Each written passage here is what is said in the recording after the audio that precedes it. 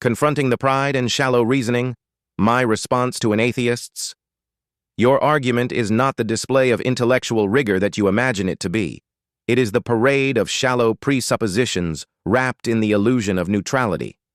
You have erected a false standard, demanding that transcendental immaterial realities, by their very nature non-empirical, must submit to your materialist courtroom before you even allow them to be discussed. This is not a search for truth. This is the stubborn gatekeeping of your finite presuppositions. Your refusal to acknowledge transcendental morality is not because the evidence is lacking. It is because you have chosen blindness. You are like the Pharisees who saw miracles but claimed they needed more signs. Matthew 12:38-39. What you demand is not more evidence. You demand a universe that conforms to your bias. The prideful heart that demands God, morality, and metaphysics to appear in a test tube is the same heart that refuses to hear when God speaks plainly through his creation. Romans 1:20. You are not neutral. You are not objective. You are in rebellion. Your position is not one of careful reasoning, but rather one of intellectual dishonesty, a self-serving barricade against accountability to your Creator. You do not wish to find God or his moral law. You want to silence them.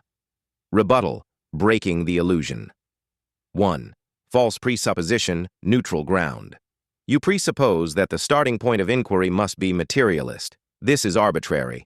The burden of proof is shared when competing worldviews collide.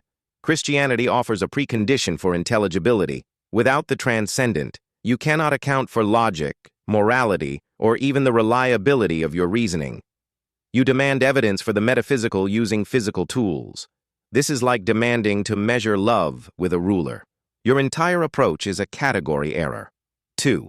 The self-defeating claim. You say, if something doesn't exist, there is no explanation for it.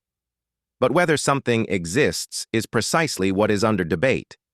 Your assertion prejudges the conclusion before the argument begins. This is circular. Furthermore, you rely on immaterial concepts, logic, reason, truth, even as you deny the transcendent realm that makes them possible. You cannot empirically validate the law of non-contradiction, yet you trust it implicitly. You are standing on a metaphysical foundation while sawing at its beams. 3. Begging the question, the real culprit. You accuse the Christian of begging the question by presupposing transcendental morality. But you beg the question by assuming the non-existence of transcendence as your starting point. You have imported your materialist conclusions into your premises. The Christian worldview can coherently presuppose transcendental morality because it flows logically from a transcendent, personal, moral lawgiver. Your worldview cannot provide a rational ground for objective moral claims, yet you want to dismiss them without offering an alternative foundation. 4. The demand for evidence is misapplied. Empirical demands for transcendental realities are incoherent.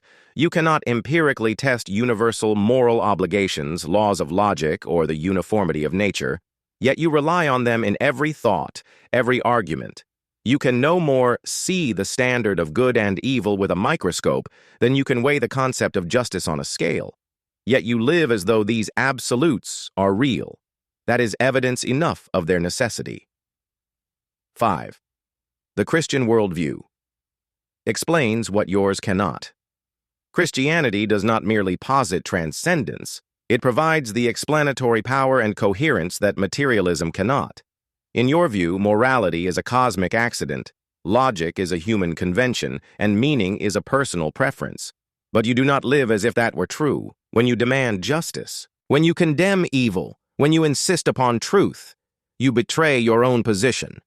You live as if objective moral values and transcendent truths are fundamental, even as you deny the worldview that makes them possible. You borrow from the Christian toolbox to build your materialist house and then have the audacity to deny that the toolbox exists. Summary. Your argument is self-refuting, your demands misapplied, and your presuppositions unjustified. You are not neutral. You are borrowing from the very transcendent reality you deny. You do not lack evidence. You lack humility. Please like and subscribe to learn more.